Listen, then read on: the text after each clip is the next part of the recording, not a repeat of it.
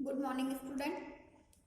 आज हम कक्षा 7 के पाठ 6 रक्त और हमारा शरीर, जो कि लेखक यतीश अग्रवाल द्वारा लिखित है। रक्त यानी ब्लड, हमारी बॉडी में जो ब्लड होता है उसके बारे में हम पढ़ेंगे। हमारे शरीर में जो खून होता है, रक्त होता है, उसकी कमी से हमें कौन कौन सी बीमारियां हो जाती है और किस प्रकार से इसकी कमी से हमें इतनी सारी बीमारियों को सहन करना पड़ता है, वो हम इसके बारे में पढ़ेंगे।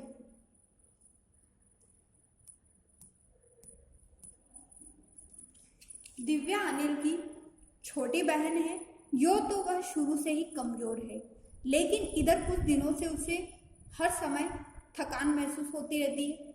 मन किसी काम में नहीं लगता, भूख भी पहले से कम हो गई। अस्पताल में उसे डॉक्टर ने देखा तो लगता है दिव्या के शरीर में रक्त की कमी हो गई है। जांच कराकर देखते हैं, यह कहकर उन्होंने दिव्या को रक्त की जांच के लिए पास के एक कमरे में भेज दिया। वहां अनिल को अपनी ही जान पहचान की डॉक्टर दीदी दिखाई दी। तो दिव्या नाम की जो एक लड़की होती है वो अनिल की बहन होती है। तो अचानक से क्या होता है कि उसका शरीर थोड़ा कमजोर होता है, थकान महसूस होती है, भूख कम लगती है। तो फिर अनिल सोचता है इसको हॉस्पिटल में डॉक्टर को दिखाना चाहिए। और जब वो डॉक्टर को दिखाने जाते हैं तो डॉक्टर भी उसकी जब वो हालत देखते हैं तो ऐसा लगता है जैसे खून की कमी है। तो इसे एक बार क्या करना चाहिए, डॉक्टर को इस जांच करवानी चाहिए, रक्त की जांच यानी कि ब्लड टेस्ट करवाना चाहिए। डॉक्टर दीदी ने कहा, कहो अनिल कैसे आना हुआ। अनिल ने बताया कि डॉक्टर ने दिव्या को खून की जांच के लिए आपके पास भेजा है। इतना सुनते ही डॉक्टर दीदी ने दिव्या की उंगली से रक्त की कुछ बूंदें छोटी सी शीशी में डाल दी और स्लाइड पर लगा दी। फिर अनिल से बोली, अनिल तुम कल अस्पताल से रिपोर्ट ले आना। अगले दिन अस्पताल पहुंचकर अनिल ने डॉक्टर दीदी के कमरे में दरवाजे पर दस्तक दी। भीतर से आवाज आई, आ जाओ। अनिल ने कमरे में प्रवेश किया तो पाया डॉक्टर दीदी सूक्ष्मदर्शी, जो कि एक यंत्र है जिससे ब्लड का टेस्ट किया जाता है, द्वारा स्लाइड की जांच कर रही थी। दीदी के इशारों से वह पास रखी हुई एक कुर्सी पर बैठ गया।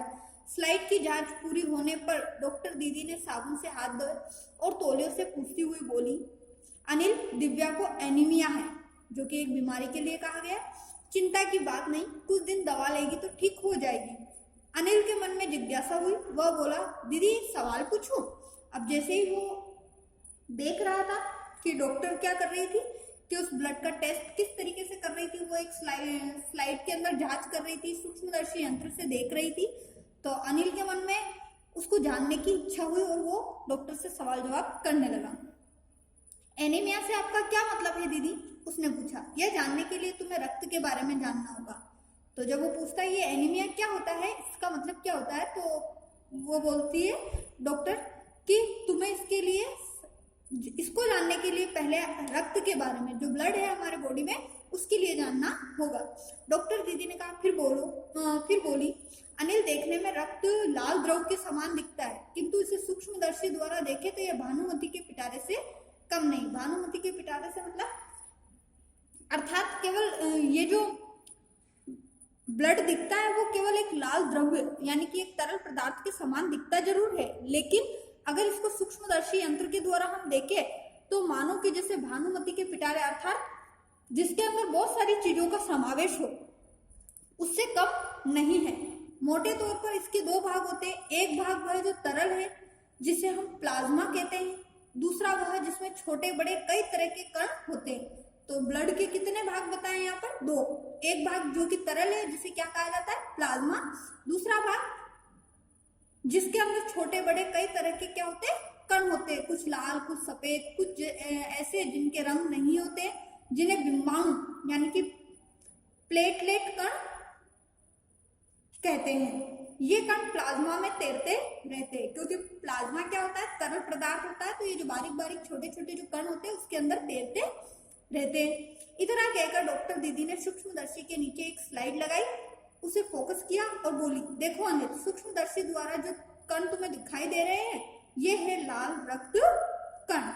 तो जिस प्रकार से डॉक्टर जांच करते हैं ब्लड की, वैसे ही अनिल को भी जो वो डॉक्टर दीदी थी वो उसके पहचान की थी। तो जब उसके मन में जिज्ञासा हुई रक्त के बारे में जानने के लिए, तो तब वो सवाल जवाब करने लगा। तो डॉक्टर ने उसे वो स्लाइड लगाकर सूक्ष्मदर्शी यंत्र के द्वारा रक्त के अंदर जो कण होते वो दिखाए उसको, अनिल को।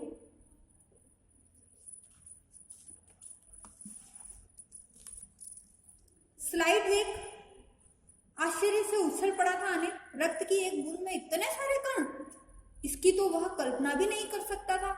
हमें भी वो सिर्फ क्या दिखाई देता है, एक लाल रंग का पानी जैसा तरल पदार्थ दिखाई देता है, द्रव पदार्थ दिखाई देता है, परंतु उसके अंदर कितने सारे कण होते हैं ये तो आज तक हमने भी नहीं देखा। तो अनिल ने देखा तो उसे बहुत ही बड़ा आश्चर्य हुआ और खुशी के मारे वो उछल पड़ा। इतना, इसकी तो वह कल्पना भी नहीं कर सकता। वह बोला, इन्हें देखकर तो ऐसा लग रहा है मानो बहुत सी छोटी छोटी बालूशाही रख दी गई है। हाँ, दीदी बोली, लाल कण बनावट में बालूशाही की तरह ही होते हैं, गोल और दोनों तरफ अवतल यानी बीच में दबे हुए।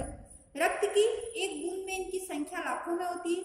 यदि हम 1 मिलीलीटर रक्त लें तो उसमें हमें 40 से 55 लाख कण मिलेंगे।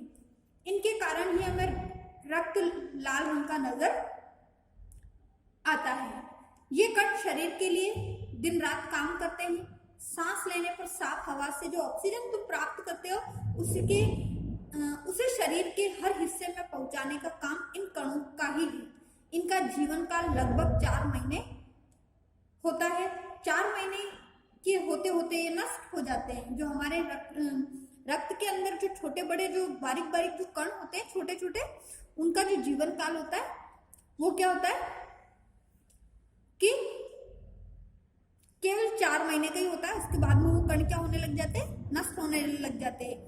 और रक्त की जो बूंद में इनकी संख्या जो होती है वो लाखों में होती है, 40 से कम 55 लाख के आसपास होती है। लेकिन एक साथ नहीं होते, धीरे धीरे कुछ आज, कुछ कल, कुछ उससे अगले कुछ दिन नए नए वापस बनते भी जाते हैं, नष्ट भी होते जाते हैं।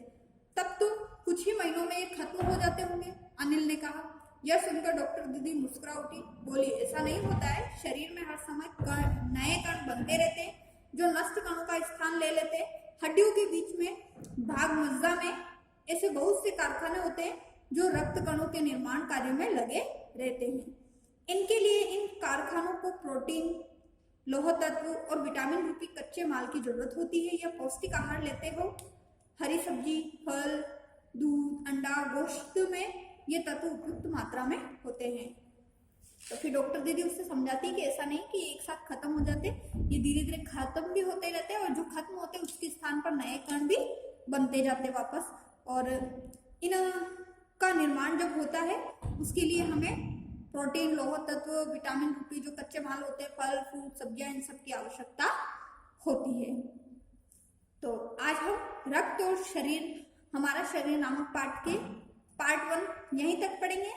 नेक्स्ट पार्ट हम नेक्स्ट क्लास में पढ़ेंगे। आज का जो आपका होमवर्क है, इस पाठ में जो संज्ञा, सर्वनाम, क्रिया, विशेषण और कारक शब्द जो आए हैं उनमें से प्रत्येक 5-5 शब्द छांटकर आप व्याकरण सारणी बनाइए और जो पाठ पढ़ाया गया है उस पाठ को ध्यानपूर्वक पढ़िए।